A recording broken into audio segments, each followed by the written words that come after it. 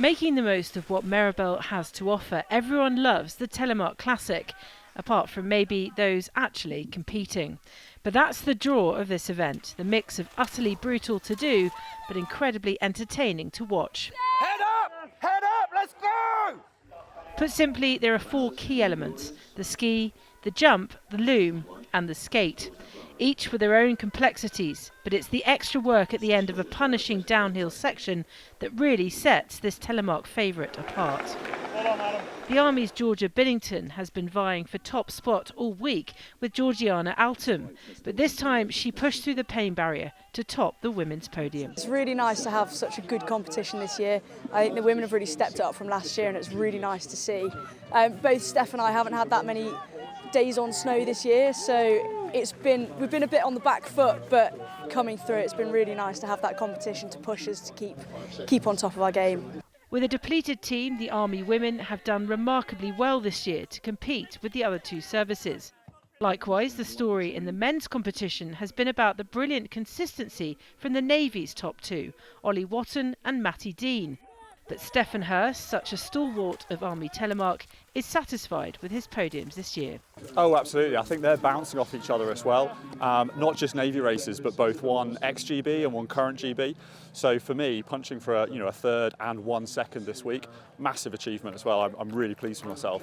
And as Binny said, coming off a season when I've transferred from the regular Army to the reserves and I couldn't get the time off work. So I had 4 days training last week and that's all the time I've had on snow. So I'm really pleased with the third place for this year. With the piste bathed in sunshine, the alpine ski slalom produced the same two winners from the previous day's competition.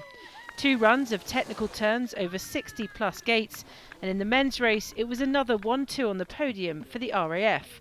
Ollie Weeks marking up another win over Jed McNabb, with the Army's Rob Van Beck in third. Similarly, in the women's event, the Super G winner Lizzie Knox topped the leaderboard, with RAF duo Claire Nixon and Georgina Davis in third and second. I'm well chuffed, yeah, it was great. It's pretty scary because it's quite steep, but it was a good course and it was really nice. There's quite a few change in steepness, and you'll come from quite a steep bit onto a flat and then steep again into the finish. The final event of Team Thursday was the Snowboard Parallel Giant Slalom, held under the lights and always a noisy affair. A world away from the slopestyle which took place on Wednesday, the riders have to adjust to a steep, icy and unforgiving slope. But some people have made it their speciality.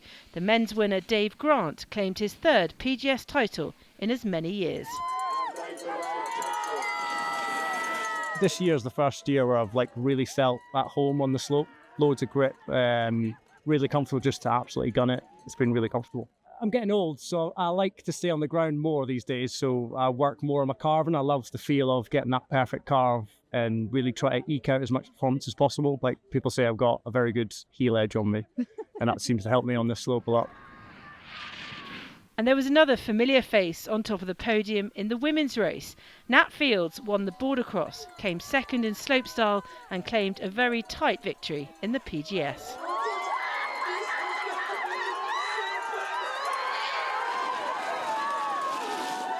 I did come with the aspiration to at least podium in at least one of them. I got a medal last year, just a single one, so coming and podium in all 3 events is incredible. I had a little teary moment at the end of this and had an epiphany on the ride up when I knew that I'd won the overall, so yeah, incredible moment.